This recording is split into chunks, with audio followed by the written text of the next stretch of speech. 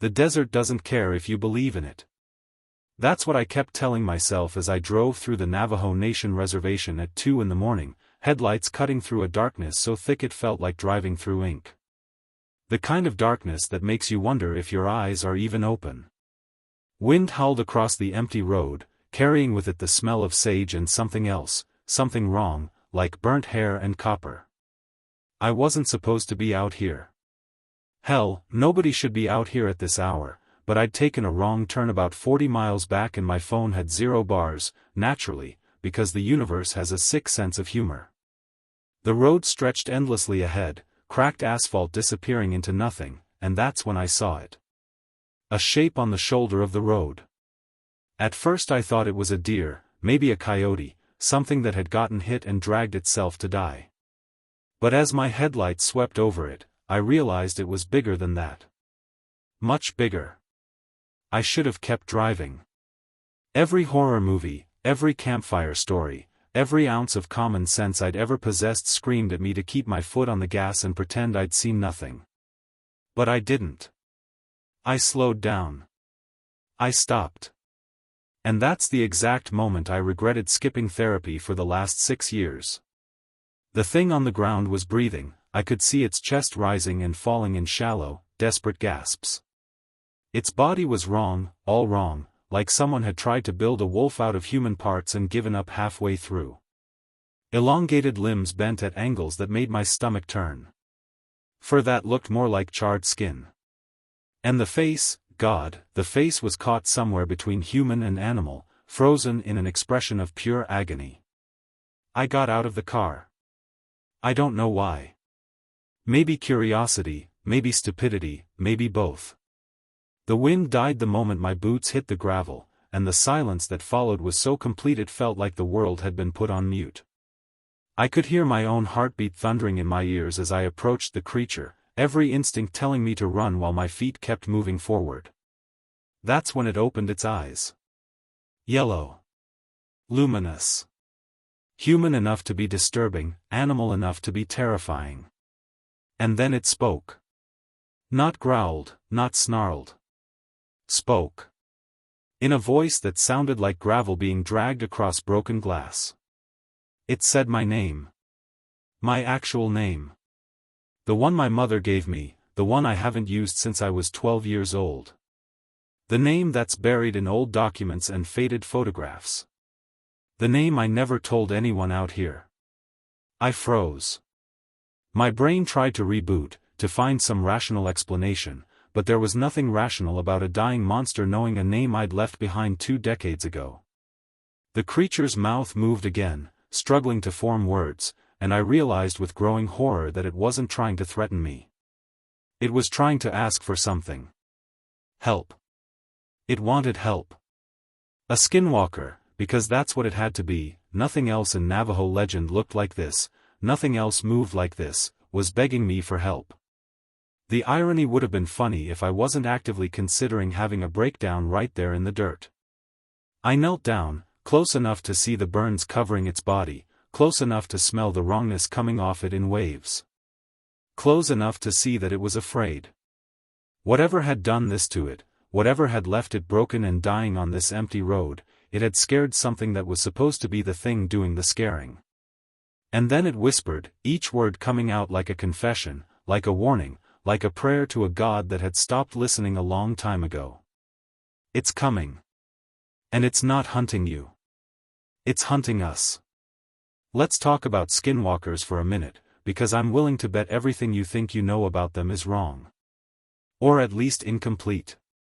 The internet has done a fantastic job of turning them into another creepypasta monster, another TikTok ghost story, another thing for teenagers to pretend to summon in their suburban backyards at sleepovers. You've seen the videos, the supposed sightings, the creature designs that look like they were rejected from a supernatural episode. But here's the thing about real folklore, about legends that have survived for centuries in cultures that predate your great-great-grandparents by thousands of years. They don't survive because they're entertaining. They survive because they're true. Not literally true, maybe, but true in the way that matters. True enough that people who lived on this land, who knew this desert, who understood things we've forgotten, decided these stories were important enough to pass down. In Navajo culture, the Yi-Nald-Lushiai, which roughly translates to, with it, he goes on all fours, isn't just a monster. It's a person. A witch. Someone who broke sacred taboos, who practiced forbidden magic, who chose to gain power through the darkest possible means. They're said to wear the skins of animals to transform, to take on the shapes of wolves, coyotes, bears, birds. They're associated with death, with desecration, with the kind of evil that makes your ancestors roll over in their graves. The stories say they can mimic voices, that they tap on windows at night, that they follow you home if you make the mistake of looking them in the eyes. They say you shouldn't talk about them, because talking about them draws their attention. They say a lot of things, actually, most of which I dismissed as superstition until about 20 minutes ago when one of them called me by a name it shouldn't have known. But here's where it gets interesting. Here's the part the creepypasta writers and the paranormal YouTubers always leave out. There are older stories, quieter stories, stories that don't make it into the viral videos because they're complicated and uncomfortable and they don't fit the neat little box of monster bad, human good. Stories about skinwalkers running from something. Stories about them showing up before disasters, not as causes but as warnings. Stories about transformations going wrong, about shapes that couldn't hold, about something interrupting the magic itself. Stories about skinwalkers being found dead in ways that didn't make sense, their bodies twisted and burned as if something had reached into the transformation itself and torn it apart from the inside. I found these stories in old journals, in anthropological texts that nobody reads anymore, in interviews with elders that were recorded decades ago and then quietly buried in university archives. Stories that suggested that whatever skinwalkers are, they're not the scariest thing out here. They're just the thing close enough to human to be blamed for everything else. One account from 1962, recorded by a researcher who was later found dead in circumstances that were never adequately explained, described a Navajo elder talking about something he called, the thing that hunts the hunters. He said the skinwalkers were originally created, or cursed, or transformed, depending on which version of the story you believe, to guard against something older. Something that existed before there were words to describe it. Something that the first people, the ones who came before even the Navajo, had locked away or pushed back or made a deal with. The elder said the skinwalkers failed. That their power corrupted them, turned them into the very thing they were supposed to protect against, but not entirely. Not completely. They became something in between, something caught in the middle, and whatever they'd been created to stop never forgot about them. It's been hunting them ever since. Picking them off one by one. Learning from them. Getting stronger. And here's the part that made me set the journal down and stare at the wall for a solid hour.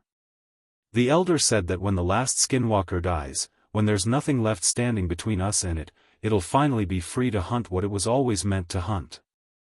Us. All of us. The researcher asked what it was, this thing that hunts the hunters. The elder wouldn't say. Or couldn't. The interview ended there, the tape cutting off mid-sentence, and 3 days later the researcher was found in his motel room, dead from what the coroner ruled as a heart attack despite the fact that the man was 32 years old with no history of heart problems and his body showed signs of extreme hypothermia despite it being July in Arizona. The internet ruined this legend like it ruins everything, turning complexity into content, turning genuine cultural fear into entertainment. But standing there in the desert with a dying skinwalker at my feet, I realized that maybe the internet didn't ruin it enough. Maybe it should have scared people more. Maybe it should have made them understand that some stories aren't told to entertain you. They're told to warn you. The creature coughed, a wet, rattling sound that brought me back to the present. Blood, too dark to be human, dripped from its mouth. It was looking at me with those terrible yellow eyes, waiting for me to decide whether I was going to help or run or stand there having an existential crisis while it bled out on Highway 491. I chose option 4. I asked the stupidest question possible. What's hunting you? The skinwalker tried to answer, but what came out wasn't words. It was a sound like ice cracking underwater, like wind screaming through a cave that goes down forever, like every voice you've ever heard played backwards at the same time. I staggered back, hands over my ears, and watched in horror as the creature's body began to shift. It was trying to transform. I could see it happening, see the bones moving under the skin, see the proportions changing, see something that wanted to be human or wolf or anything other than what it currently was. But it couldn't. Something was stopping it. The transformation would start, bones would begin to crack and reform, and then it would reverse, snap back, leaving the creature writhing in agony. I swear I heard its bones say, "Nope," like a wet balloon animal being twisted by a birthday clown who'd given up on life. It would have been funny if it wasn't the most disturbing thing I'd ever witnessed. The creature collapsed back onto the ground, breathing hard, its body smoking slightly as if the failed transformation had burned it from the inside. Burns that I could now see covered most of its body, patches where the flesh looked like it had been corroded rather than burned, eaten away by something that left edges too precise to be natural. That's when I noticed the silence. Complete, absolute, suffocating silence. The wind had stopped. The distant sounds of the desert, the ones you don't notice until they're gone, had vanished. No insects, no rustling, no far-off howls. Nothing. It was the kind of silence that makes your ears ring, that makes you question whether you've suddenly gone deaf, that makes every tiny sound you make feel like an explosion. I looked around, turning slowly, and that's when I saw them. Animals. Dozens of them.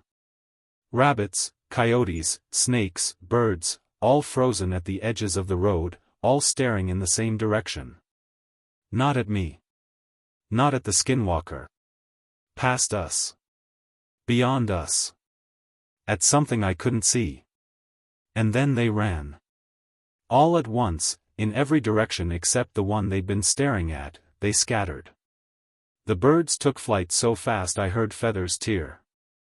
The coyotes didn't even bother with dignity, they just bolted, tails between their legs, running like their lives depended on it.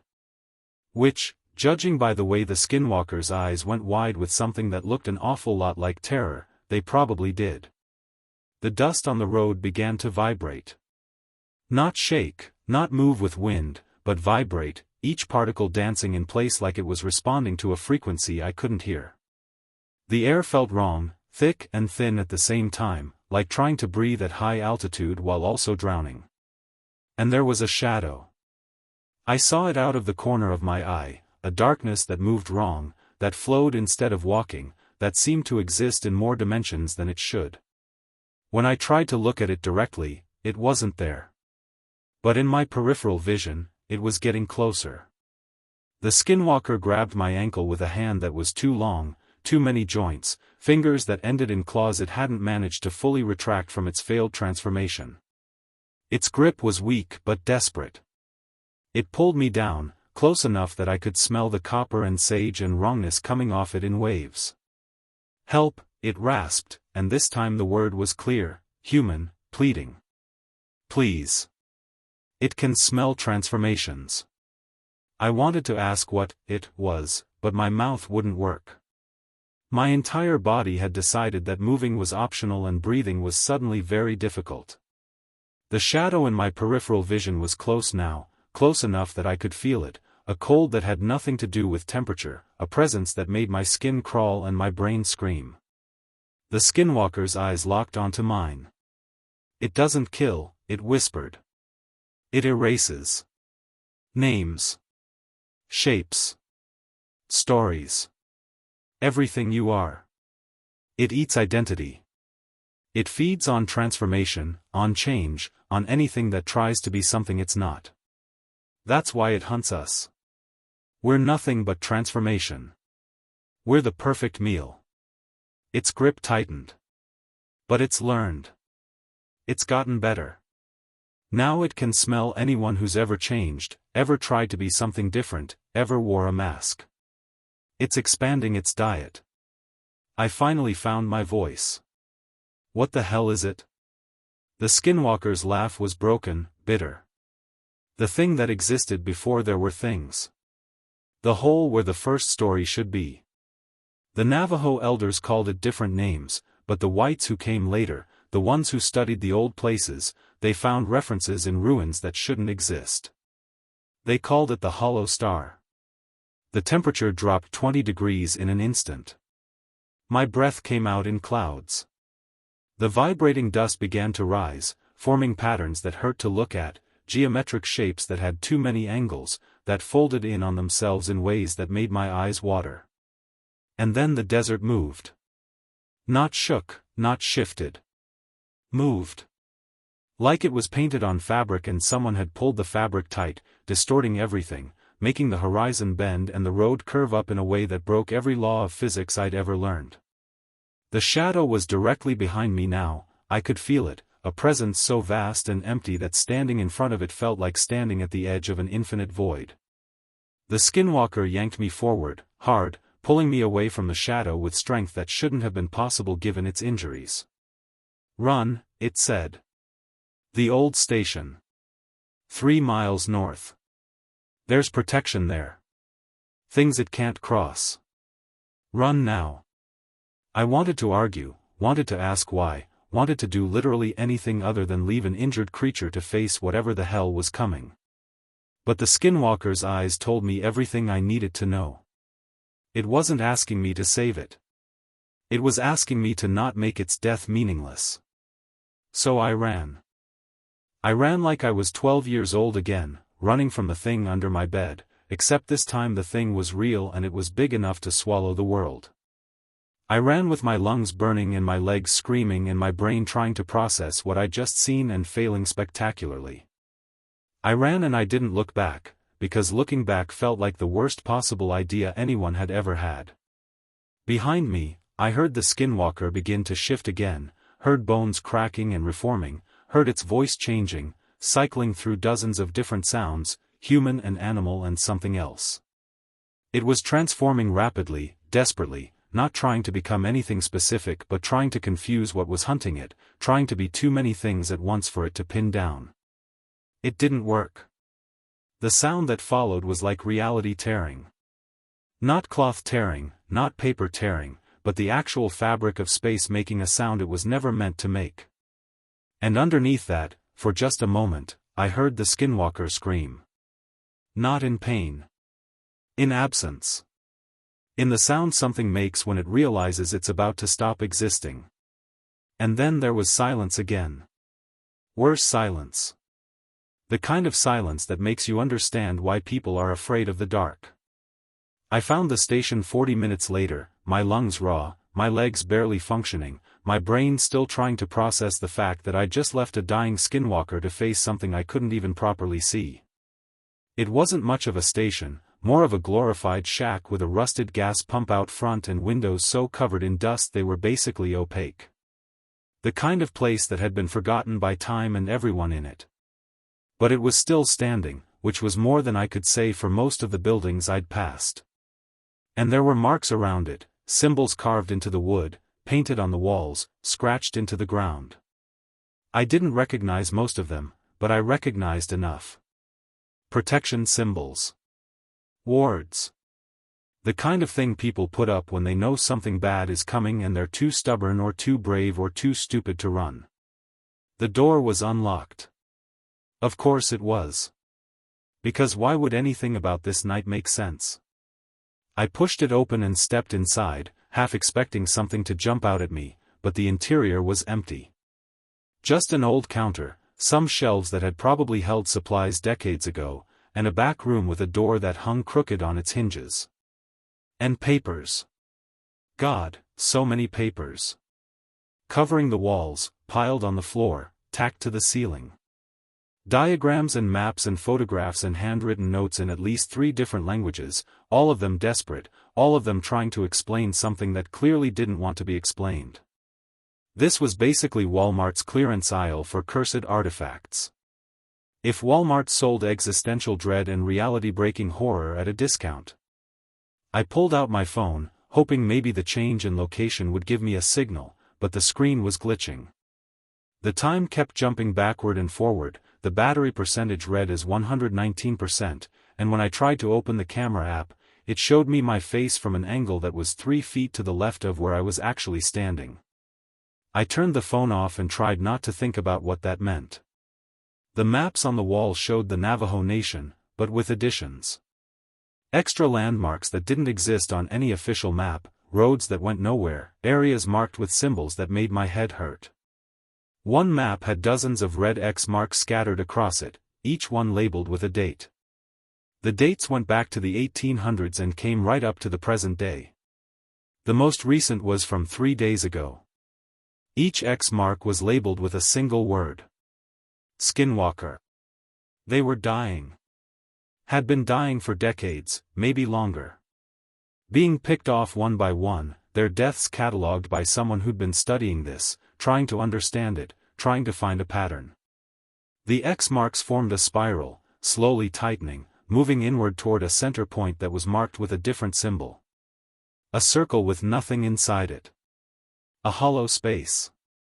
I pulled one of the papers off the wall, a journal entry written in crumbling handwriting that got worse as it went on, letters growing larger and more erratic, like the person writing it was losing their mind mid-sentence. The transformations are failing more frequently now. 3 in the last month alone, unable to complete the shift, their bodies rejecting the change. It's like something is reaching into the magic itself, interrupting the process, corrupting it from the inside. The elders say it's because they're being hunted, because the hollow star has learned to sense the transformation before it completes. But I think it's worse than that. I think the skinwalkers are losing their power because there's nothing left to transform into. Identity requires opposition. You can only be other if there's a self to be other from. The hollow star doesn't just erase identities. It erases the concept of identity. It's unmaking the categories themselves. The entry ended there, the last few words trailing off into illegible scribbles and what might have been blood stains. I set the paper down and picked up another one, this time a printed page from what looked like an academic journal, dated 1987, titled Pre-Columbian Metamorphic Practices and Reality-Adjacent Entities. Someone had highlighted passages in yellow and written notes in the margins in red pen. The article discussed research done in the area, archaeological findings that didn't fit the known timeline of habitation, structures that predated the Navajo by thousands of years. Structures that seemed to be built not to house people but to contain something. Or to keep something out. The article mentioned a symbol found repeated at multiple sites, a circle with a void in the center, and speculated that it represented a deity or entity that had been worshipped, or feared, or both. The margin notes were less academic. Not a deity. A wound. A hole where something used to be. And underneath, in shakier handwriting, or where something should never have been in the first place. I moved to the back room, pushing the crooked door open. It was smaller than I expected, barely big enough for the single desk that dominated the space. The desk was covered in audio equipment, old tape recorders, microphones, hard drives labeled with dates and locations. Someone had been recording something. Lots of somethings. I picked up one of the tapes at random, dated from 2 years ago, labeled Testimony Number 47, Male, Age Unknown, found near Canyon de Chelly. There was a tape player on the desk, miraculously still connected to a power outlet that somehow still worked. I popped the tape in and hit play. Static hissed through the speakers for a moment, and then a voice, rough and tired, began to speak. I don't know how long I've been running. Months, maybe years. Time stops meaning much when you spend all of it looking over your shoulder. I was a skinwalker, I won't deny it. Made the wrong choices, said the wrong words, wore the wrong skins. Thought I was gaining power. Thought I was becoming something greater. Didn't realize I was just painting a target on my back. More static, and then the voice continued, lower now. It started with dreams. Nightmares where I couldn't transform, where I'd try to shift and I'd get stuck halfway, trapped in a body that wasn't human and wasn't animal and wasn't anything, just wrong. Then the dreams started becoming real. I'd shift and it would take longer, hurt more. Other skinwalkers I knew started disappearing. Not dying, disappearing. Their bodies were never found. It was like they'd been erased from existence, and not just their bodies. People stopped remembering them. Names got forgotten. Stories changed. It was like reality itself was editing them out. The voice broke. I saw it once. The thing hunting us. I was in the desert, trying to run, trying to hide, and I felt it before I saw it. A cold that wasn't temperature, a presence that was somehow both infinite and tiny, like a pinprick that contained an ocean. And then I saw its shadow, except it wasn't casting a shadow, it was a shadow, it was the absence of something, a hole in the world shaped like whatever you were most afraid of. Static grew louder. The elders got it wrong. They said we were created to fight it, to guard against it, to keep it locked away. But that's not true. We were created by it. We're not its enemies. We're its children. Its experiments. It made us to see if identity could exist in multiplicity, if transformation was possible, if something could be more than one thing at once. And when we proved that we could, when we succeeded, it decided that was a problem. Because if things can transform, if identity is fluid, if boundaries aren't fixed, then it can transform too. It can become something. And it was never supposed to be something. It was supposed to remain nothing. The voice was barely a whisper now. That's why it's hunting us. Not because we failed, but because we succeeded. We proved that the impossible was possible, and now it wants to take that power for itself. And when it does, when it figures out how to transform, how to become instead of just erase, there won't be anything left to stop it. It'll be able to wear reality like we wear skins. It'll be able to become everything. The tape ended with a click. I stood there in the silence, my hands shaking, trying to process what I'd just heard. It didn't make sense. Or it made too much sense. Or it made sense in a way that required accepting things I wasn't ready to accept. I played more tapes. Testimony after testimony, skinwalkers describing the same thing. The hunting. The erasure. The growing fear that they weren't just being killed but being unmade. And underneath it all, the growing suspicion that they were connected to their hunter in a way that was deeper and more horrifying than simple predator and prey. One tape, recorded 6 months ago, was different. It wasn't a testimony. It was an analysis, someone trying to put the pieces together, their voice clinical and detached in a way that suggested they were trying very hard not to panic. The hollow star isn't a creature. It's a concept given weight. It's the idea of non-existence made manifest. Before there were things, there was nothing. But nothing isn't the absence of something. Nothing is its own state, its own presence. And when the first things came into being, when reality began to solidify into shapes and forms and identities, nothing didn't disappear. It just got compressed, pushed to the edges, made into something liminal. The spaces between. The gaps in understanding. The moments of transformation when something stops being what it was and hasn't yet become what it will be. The voice paused. Skinwalkers exist in those moments. They are those moments. Their transformation incarnate, identity in flux, the living embodiment of the space between. And the hollow star hates that. Or maybe hate isn't the right word. Maybe it just recognizes them as the only thing standing between it and its goal.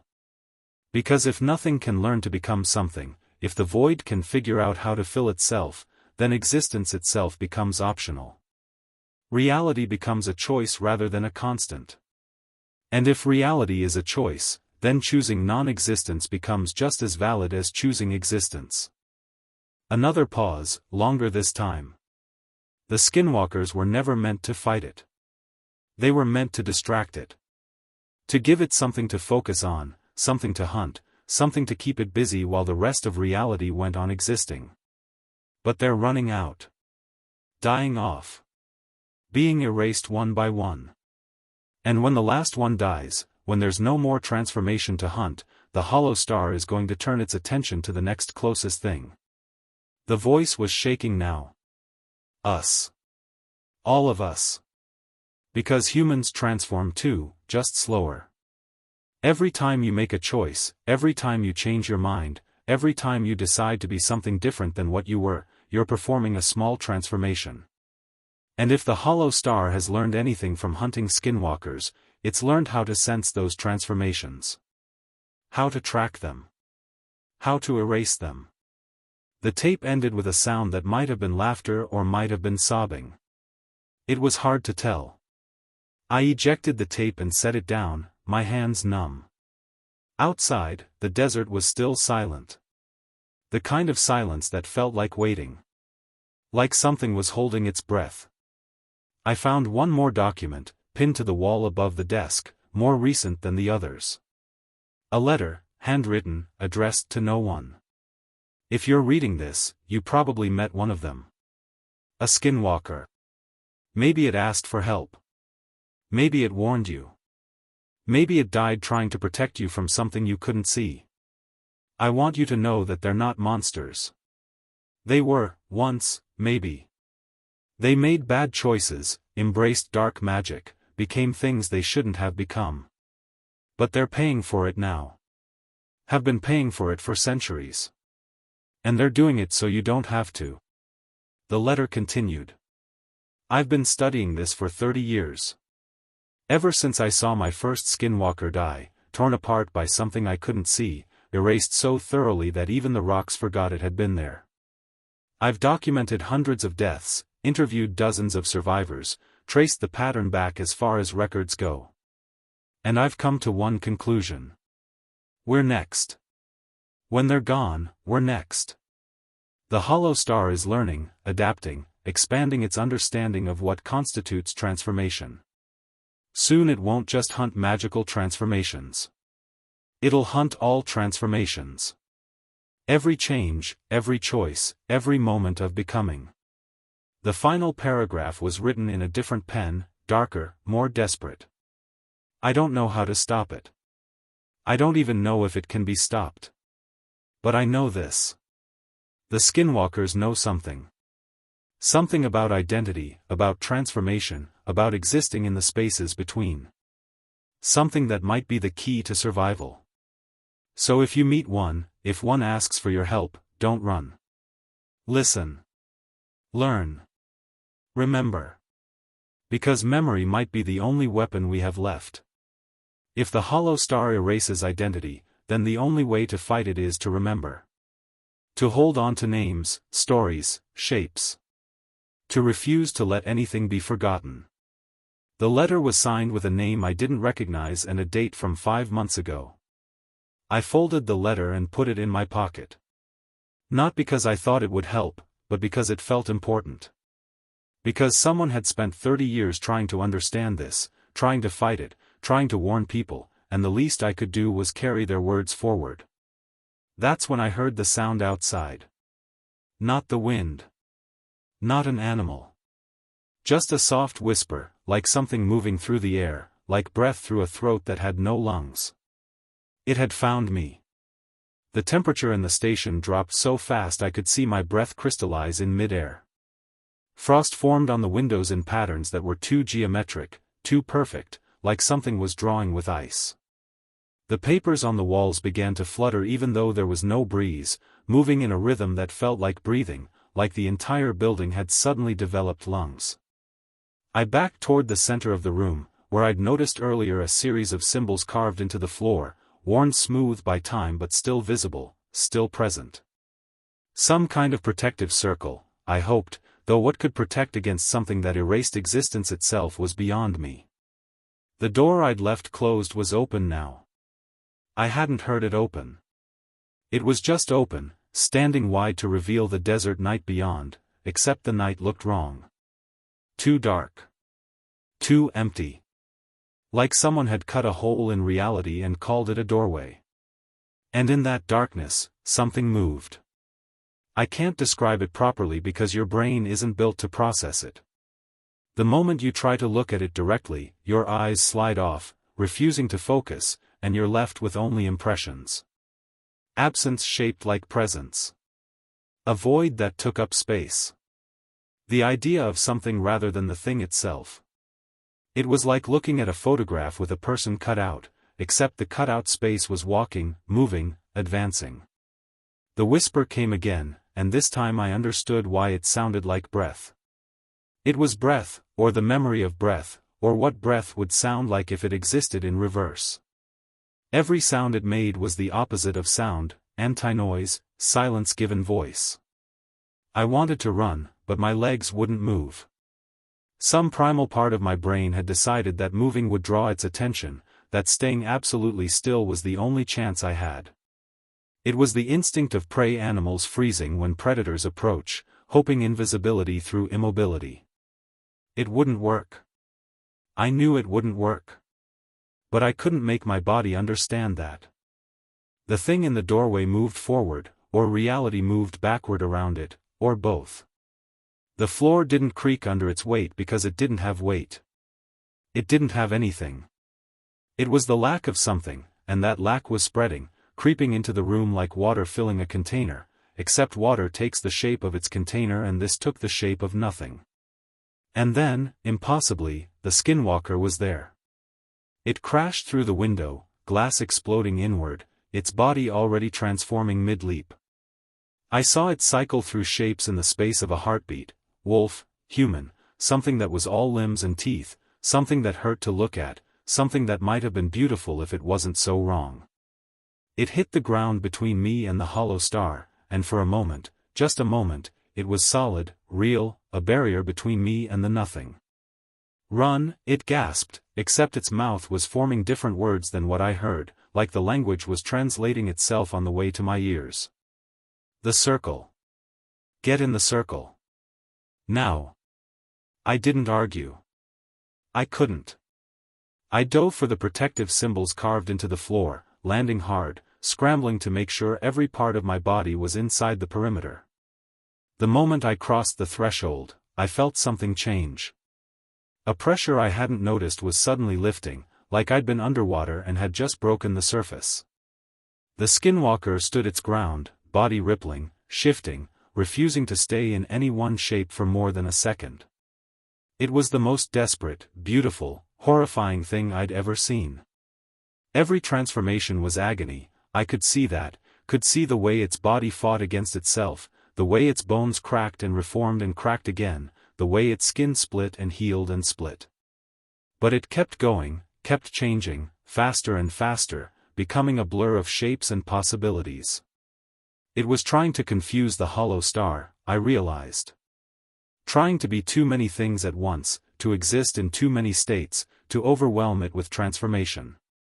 If the hollow star fed on identity, on fixed points of existence, then maybe existing as no fixed point was a defense. It wasn't working.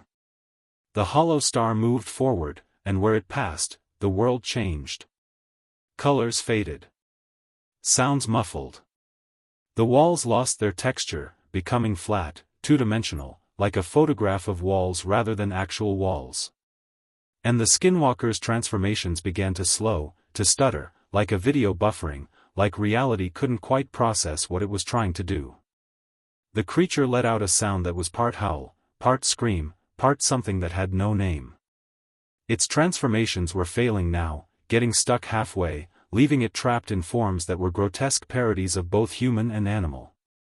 An arm that was too long with fingers that bent backward.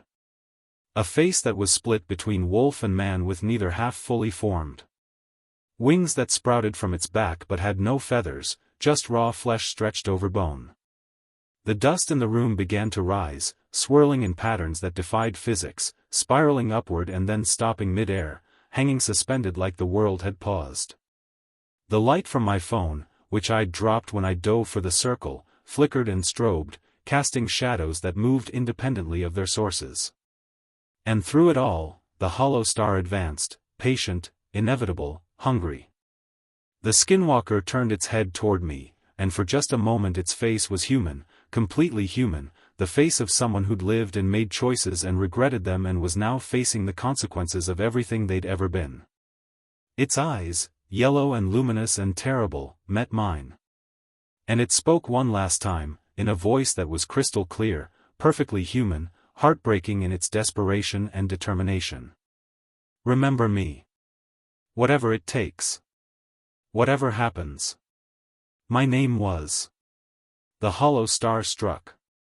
I don't have words for what happened next because words imply a sequence of events, cause and effect, before and after. This was none of those things. The hollow star didn't attack the Skinwalker. It simply decided that the Skinwalker had never existed. And reality, sick, tired, broken reality, agreed. The Skinwalker's body didn't disappear. It unbecame. It reversed. I watched in horror as its transformations played backward, as shapes it had been moments ago unfolded in reverse, as if time itself was being rewound. But it wasn't time reversing. Time was still moving forward. It was existence that was being undone, peeled away layer by layer, identity by identity, until there was nothing left but the space where something used to be. The creature reached out one last time, a limb that was neither arm nor paw, stretching toward me, toward the circle, toward anything that might anchor it to reality. Its mouth moved, trying to form words, trying to speak its name, trying to make one last mark on the world that said I was here, I existed, I mattered. The hollow star consumed it. Not ate. Not absorbed. Consumed in the way that nothing consumes something, in the way that zero consumes numbers, in the way that silence consumes sound. The Skinwalker folded into itself, collapsing down through dimensions I couldn't see, contracting to a point and then past the point into absence.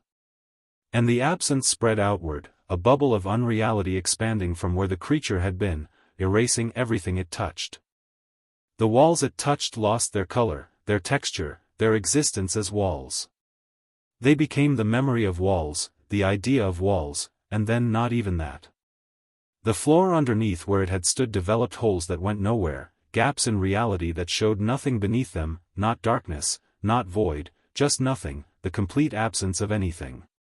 I pressed myself against the far edge of the protective circle, as far from the spreading absence as I could get, and watched in terror as the world unmade itself. The papers on the walls didn't burn or fall, they simply ceased to be. The tape recorders didn't break or shatter, they unexisted. Information, history, evidence, all of it erased as thoroughly as if it had never been created in the first place. And then, as suddenly as it had started, it stopped. The absence halted at the edge of the protective circle, unable or unwilling to cross the symbols carved into the floor. For a long moment, I felt the hollow star's attention on me, really on me, focused and terrible and curious. It was studying me. Learning. Understanding. Filing away information about protective circles and symbols and the things that could keep it at bay. And then it left. Not walked away. Not faded. Just stopped being there, because it had never really been there in the first place. The temperature returned to normal. The dust settled. The shadows stopped moving independently. The station was silent and empty and broken, half of it erased, the other half intact, a perfect dividing line where the circle's protection had held. I sat there for what might have been minutes or hours, too shocked to move, too traumatized to process what I just witnessed. My brain kept trying to remember the Skinwalker, to hold on to the image of it, but the memories were slippery, unstable, like trying to hold water in your hands. I could remember that it had existed, could remember that it had saved me, but the details were fading, blurring, being edited out of my mind in real time. I reached into my pocket and pulled out the letter I'd taken from the wall, the one about memory being the only weapon we have left. The ink was fading, the words becoming harder to read, but they were still there, still present, still fighting against the erasure. I read it again and again, forcing myself to memorize every word, to hold on to it, to refuse to let it disappear. When I finally found the strength to stand, the sun was rising. Dawn light filtered through the broken windows, painting the station in shades of gold and amber, making the destruction look almost beautiful. Almost peaceful. almost like nothing had happened here at all. But something had happened. Someone had died. Someone had been erased. And I was the only person left who remembered, who knew, who could bear witness to the fact that they had existed at all. I picked up something from the floor, something that had survived the erasure because it had been inside the protective circle with me. A small object, leather and beads, some kind of talisman or charm. It had belonged to the Skinwalker, I was sure of it, though I couldn't remember seeing it before. It was warm to the touch, almost alive, and holding it made the fading memory sharpen, made the details come back into focus. A memory aid. A physical anchor for identity. Something to help me remember. I put it in my pocket next to the letter and walked out of the station, into the desert dawn, trying not to think about how much of the night I'd already forgotten, trying not to wonder what else might fade before I found a way to make the memories permanent. I drove for 3 hours before I found a place with cell service, a truck stop somewhere on the Arizona-New Mexico border where the coffee was terrible and the Wi-Fi was worse. I sat in a corner booth, hands wrapped around a cup I wasn't drinking, and tried to write down everything that had happened. Every detail. Every word. Every moment. But I couldn't remember the Skinwalker's name. It had said its name, I was certain of that. In those final moments, before the hollow star consumed it, it had tried to tell me its name. Its mouth had formed the words. The sound had traveled through the air. My ears had heard it.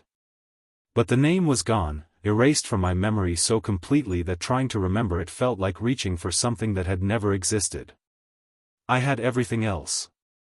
I could remember its yellow eyes, the way its body had shifted and twisted, the desperation in its voice. I could remember the station, the tapes, the documents. I could remember the hollow star, or at least I could remember the space where the hollow star had been, the absence it had left behind. But the name, the most important thing, the one piece of identity that mattered most, was gone. It wasn't natural forgetting. This was different. There was a blank space in my memory where the name should be, a hole that I could feel the edges of, like a missing tooth that your tongue keeps finding. The harder I tried to remember, the more obvious the absence became, and the more terrified I became that the absence was spreading, that the hollow star had taken more than just the name, that it was slowly erasing the entire encounter from my mind piece by piece. I pulled out the talisman, the leather and bead charm that had survived, and held it tight. The memories stabilized. Not fully, not perfectly, but enough. Enough to hold on to what mattered. Enough to remember that someone had died trying to save me. I tried recording a video on my phone, thinking maybe if I could document it, if I could create a record, I could preserve the memory. But every time I tried to say the Skinwalker's name, the audio glitched. The video would freeze. The file would corrupt. It was like reality itself was refusing to let the name be spoken, like the erasure had been so complete that even attempts to record it were being blocked. I gave up on the video and tried writing instead. Pen and paper. Low tech. Simple. But when I wrote the sentence that the Skinwalker's name was, my hand stopped. Just froze. The pen hovered over the paper, shaking slightly, and no matter how hard I tried, I couldn't make it move forward. Couldn't make it write the name that I couldn't remember anyway. A trucker in the booth next to me noticed me staring at the blank page and leaned over.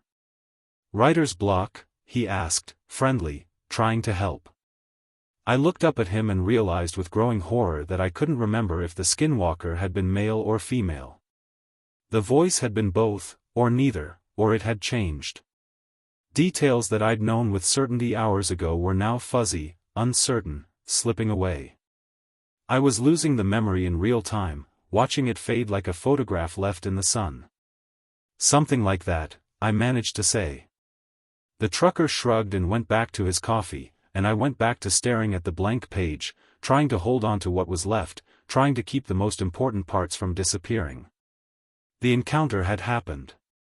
The Skinwalker had existed. It had saved my life. It had asked me to remember.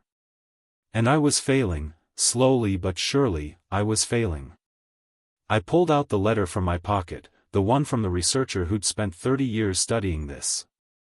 The ink was fainter than before, some words already illegible, others fading fast. But the core message was still readable.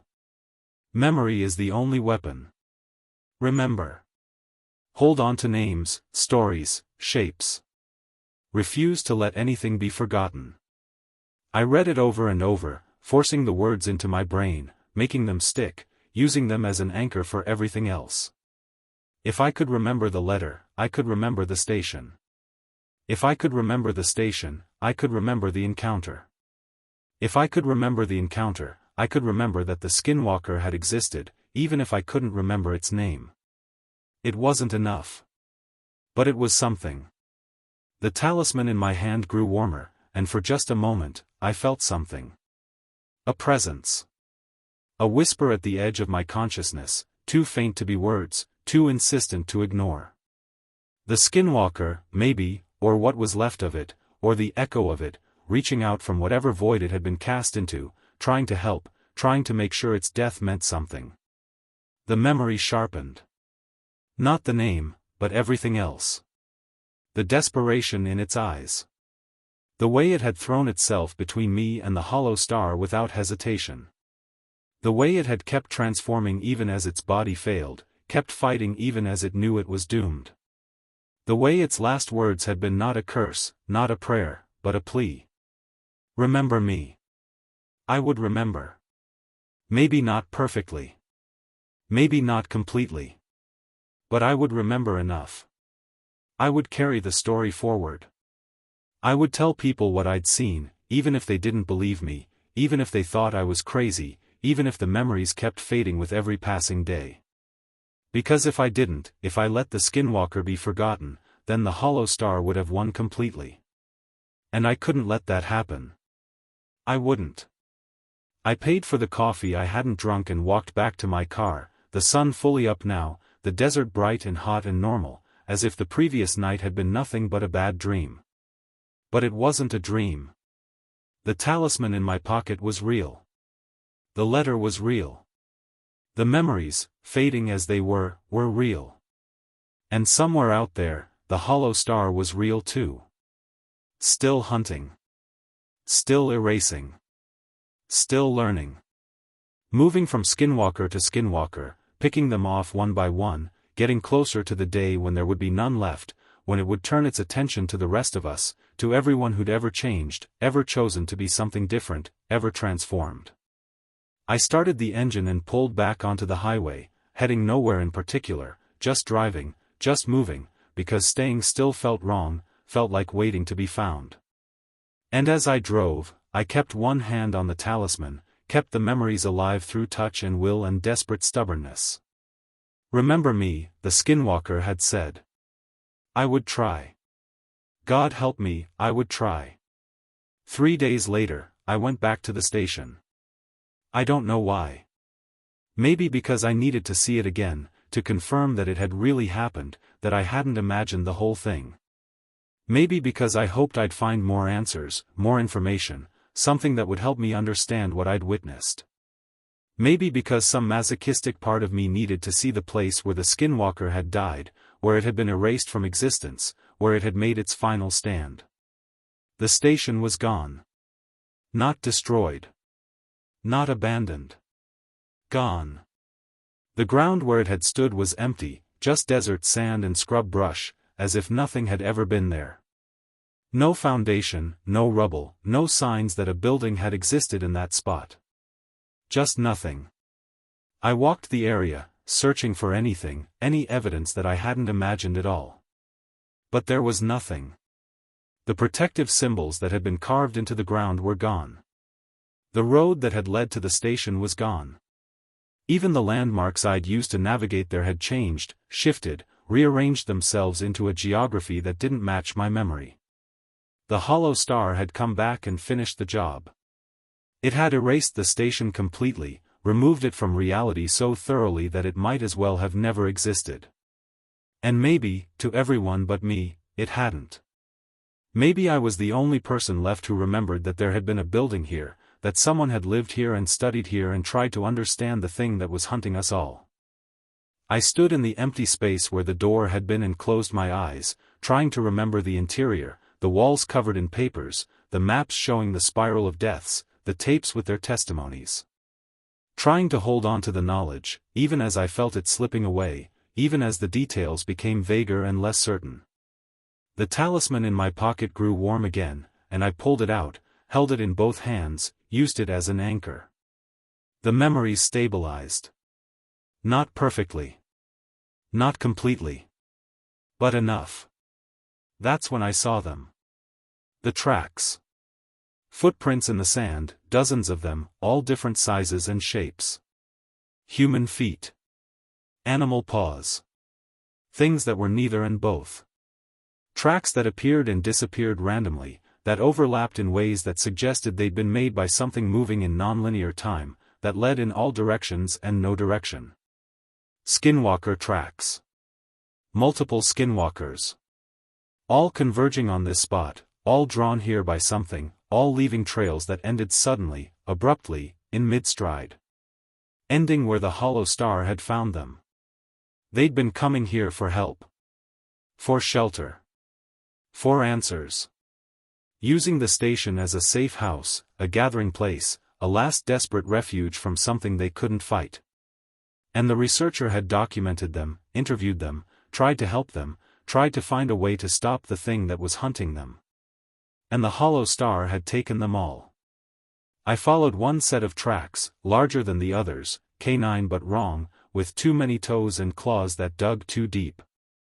The tracks led away from where the station had been, heading north into the desert, and then they just stopped. Not faded. Not covered by wind. Stopped. The last print was perfectly clear, pressed deep into the sand, and then nothing. Just empty desert beyond. Like the creature making them had been erased mid-step, removed from reality so quickly it didn't even have time to complete its final stride. I stood there for a long time, looking at that last footprint, thinking about the skinwalker who'd made it, wondering if they'd known they were being hunted, if they'd felt the hollow star approaching, if they'd had time to be afraid.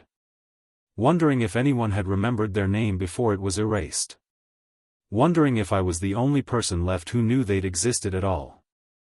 The sun was setting, painting the desert in reds and golds, making the shadows long and strange. And in those shadows, I thought I saw movement. Quick, darting, there and gone. Animals, maybe. Or maybe not. Maybe something else. Something caught between forms, between identities, between existence and absence. Maybe skinwalkers. The last few survivors. Still running. Still hiding. Still hoping that someone, somewhere, would find a way to stop what was hunting them. Or maybe it was just the wind and the fading light and my overactive imagination, traumatized brain seeing patterns where none existed, finding meaning in randomness because the alternative was accepting that the universe was stranger and more terrible than I'd ever imagined. I turned to walk back to my car, and that's when I heard it. A whisper. Faint, barely audible, carried on the wind or maybe just imagined. A voice that might have been the skinwalkers, or might have been my own guilt manifesting, or might have been the hollow star itself, testing me, taunting me, letting me know it was still watching. The whisper said something I couldn't quite make out. A name, maybe. Or a warning. Or a plea. Remember. I got back in my car and drove away, the talisman clutched in one hand, the letter folded in my pocket, the memories already starting to fade again but still present, still fighting to remain. I didn't know where I was going. I didn't know what I was going to do with the information I had, incomplete and unreliable as it was. But I knew one thing with absolute certainty. Whatever had been hunting the skinwalkers, whatever the hollow star was, it wasn't done. It was still out there. Still erasing. Still learning. And when it finished with the skinwalkers, when it had hunted down every last one of them, when there was no more magical transformation left to consume, it would turn its attention to us. To everyone. Because we all transform. Every day. Every moment. Every time we make a choice, change our minds, decide to be something different than what we were. We're all in flux, all in motion, all performing tiny transformations that keep us alive and growing and human. And the hollow star was learning to sense those transformations. Learning to hunt them. Learning to erase them. The Skinwalker had died to warn me. To give me information. To make me remember. And the least I could do, the only thing I could do, was carry that warning forward. Tell the story.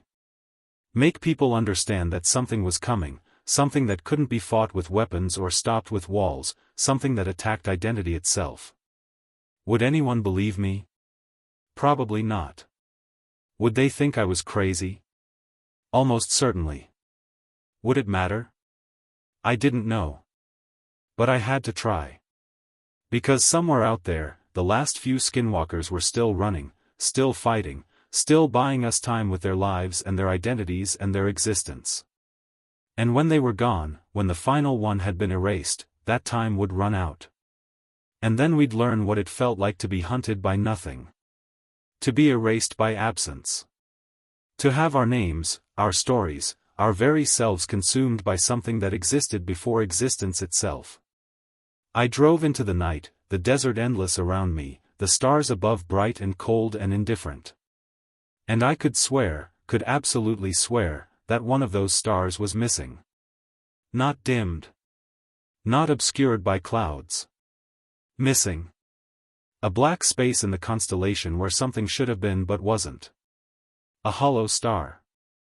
Waiting. Watching. Learning. And getting hungry for something more than skinwalkers. I gripped the talisman tighter and kept driving, refusing to look back, refusing to check the rearview mirror, refusing to acknowledge the growing certainty that I was being followed. Not by a car. Not by a person. By something that moved through the spaces between spaces, that existed in the gaps between moments, that was slowly, inevitably, closing the distance. The last thing I remember clearly from that drive was a sound. Not a whisper this time. Not a voice. Just a sound like reality tearing, like the world taking a breath and forgetting how to exhale, like the silence that comes when every possible sound has been erased. And underneath that sound, barely audible, almost certainly imagined, a voice that might have been the skinwalkers, or might have been my own mind trying to comfort itself, or might have been something else entirely. A voice that said, "You're being watched now too. It knows you remember. It knows you're trying to tell the story. And stories are just another form of transformation. Another way of changing reality. Another thing it's learned to hunt. Run while you still know your own name." The recording ends here. If you're listening to this, if you've made it this far, I need you to do something for me. I need you to remember. Remember this story. Remember the skinwalker who died trying to warn me. Remember the hollow star and what it does, what it erases, what it hunts. Because I'm not sure how much longer I'll be able to remember it myself. The details keep fading. The memories keep slipping away. And I can't help but wonder if that's natural, normal forgetting, or if it's something else. If the hollow star has noticed me, marked me, decided that I'm next on its list. If you wake up tomorrow and you can't quite remember who you are, if your name feels strange in your mouth, if your reflection looks almost right but not quite, if you have the sensation that you used to be someone else but you can't remember who, then it's too late. It's found you. It started erasing you. But if you still know your name, if you can still remember the story I've told you, if you can hold on to your identity with both hands and refuse to let it go, then maybe there's still time. Maybe there's still hope. Maybe we can learn from the skinwalkers. Maybe we can figure out how to exist in transformation without being erased by it. Maybe we can survive what's coming. Or maybe we're already being erased, slowly, piece by piece, identity by identity, and we just haven't noticed yet. Either way, remember this. Remember me. Remember the skinwalker who died on a lonely desert road trying to save someone who couldn't even remember its name. Remember, because memory might be the only weapon we have left. And because if you forget, if we all forget, then the hollow star has already won. My name is. I know I had a name. I'm sure I did. I can feel the space where it should be. But for the life of me, I can't remember what it was. END